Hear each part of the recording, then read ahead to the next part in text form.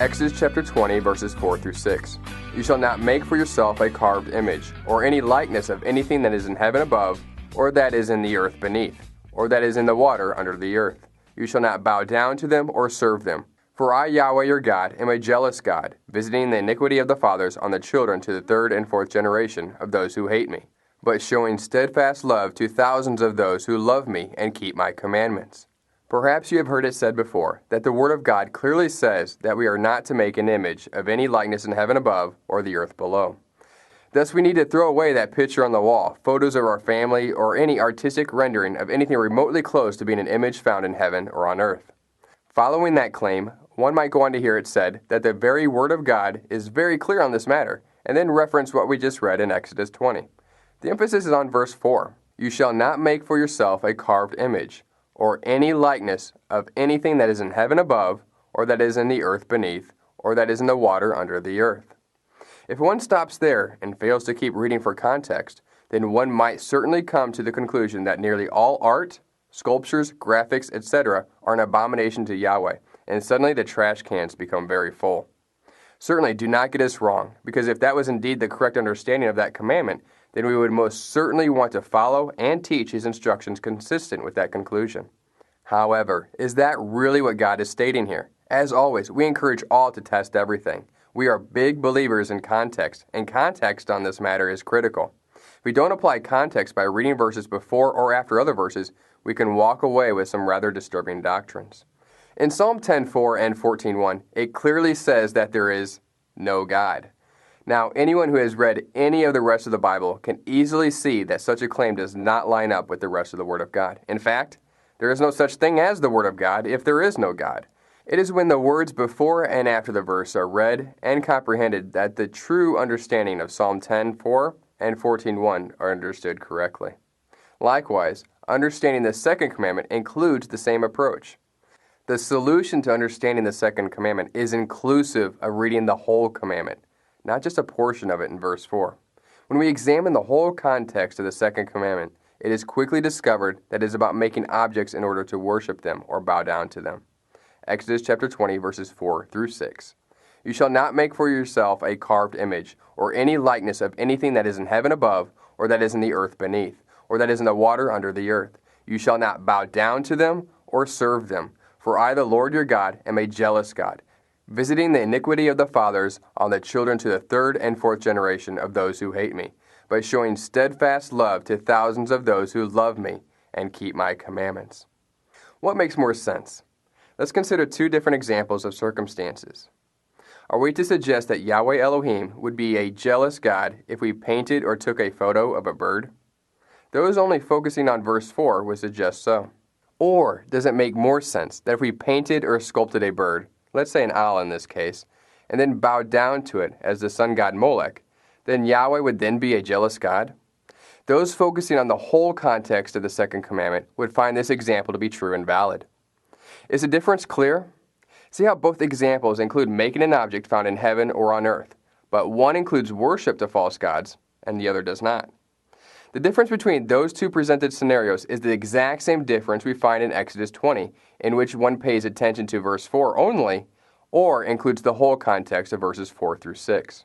We are certainly not to worship creation, but that doesn't mean that God is against showing appreciation for its beauty by taking its picture. Let's read the commandment again, noting the clear difference in application we just discussed as compared with the whole context of the commandment. Exodus 20, verses 4 through 6. You shall not make for yourself a carved image, or any likeness of anything that is in heaven above, or that is in the earth beneath, or that is in the water under the earth.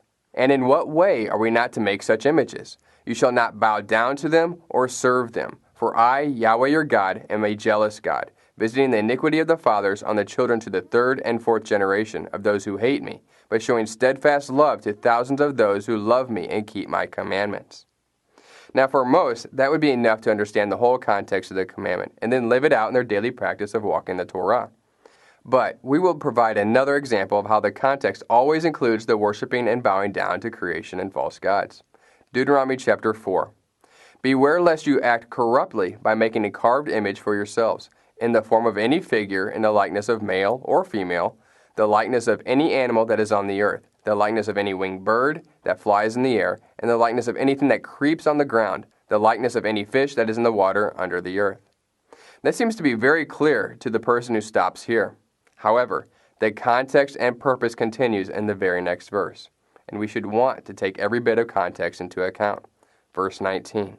And beware lest you raise your eyes to heaven, and when you see the sun and the moon and the stars, all the host of heaven, you be drawn away and bow down to them and serve them, things that Yahweh your God has allotted to all the peoples under the whole heaven. There are also other examples in the Torah relating to not making images relating to the heaven above or the earth below. However, in every instance, the context is about worshiping and bowing down to them. Again, that should be enough to settle the matter for most people. However, there is still even more evidence to consider if one is not yet convinced. We should all agree that God's character, holiness, and righteousness is defined by His own law, His Torah. Meaning this, it is against God's character and definition of the standard of holiness and righteousness for Him to define what is good and then violate that same standard. Would we want to accuse God of violating what He calls good, holy, and righteous? Would we want to accuse God of breaking the Torah? If breaking the Torah is sin, do we want to accuse God of being sinful? Of course not. Such thinking should be considered absurd for all believers in the faith. That all being said, there is something very important to realize and consider. Consider the Ark of the Covenant. Exodus chapter 25. And you shall make 2 cherubim of gold. Of hammered work shall you make them, on the 2 ends of the mercy seat. Make 1 cherub on the one end, and 1 cherub on the other end. Of one piece with the mercy seat shall you make the cherubim on its 2 ends. The cherubim shall spread out their wings above, overshadowing the mercy seat with their wings, their faces to one another. Toward the mercy seat shall the faces of the cherubim be. Cherub are heavenly beings. So if the second commandment specifies that God's people should not make images of anything in heaven above, and here we find in Exodus 25 that God's people are commanded to make images of things in heaven above, will we not consider that a contradiction? It most certainly would be. In other words, to interpret the second commandment in such a way that we are not permitted to make any images of anything in heaven above or the earth below is clearly misguided. When you miss the context of it being related to using images to worship false gods, it is easy to see how we can make such an error. But such a strict understanding of the second commandment is certainly not compatible with the word. Did Yahweh instruct Moses to sin when he made an image of a serpent, which is an image found in the earth below? Numbers 21. And Yahweh said to Moses, make a fiery serpent and set it on a pole, and everyone who is bitten and sees it shall live. So Moses made a bronze serpent and set it on a pole. And if a serpent bit anyone, he would look at the bronze serpent and live. So did Moses sin by making an image of the earth below? Clearly not. Yahweh does not instruct us to sin. However, the serpent became an issue when Israel began to worship it. It was at that time that it escalated to a matter of breaking the second commandment in the Torah. 2 Kings verse 18. He removed the high places and broke down the pillars and cut down the Asherah. And when he broke in pieces the bronze serpent that Moses had made, for until those days the people of Israel had made offerings to it. It was called Nehushtan. Consider even the ancient Hebrew pictograph lettering. The ancient Hebrew characters were full of various images, and this is the alphabet system that God Himself used with Israel. Let's consider the Hebrew letter Aleph. The ancient pictograph of that letter was the picture of an ox. Now, if the second commandment forbid us to not make images of the earth below, then how would they have drawn the letter Aleph in the time of Moses? And that is simply one example of one letter. That means if the second commandment literally forbid us to not make any images of heaven above and the earth below, then when the Torah was written down and copied in the time of Moses, because they would have been using ancient pictograph Hebrew, they would have been sinning. It would have been a sin to write the Torah. Even more strangely, using this example, it would have been breaking the second commandment to even write the second commandment. All of this should serve well to properly illustrate the importance of considering context. When the second commandment was spoken to Israel in Exodus 20, there is more to it than simply verse 4.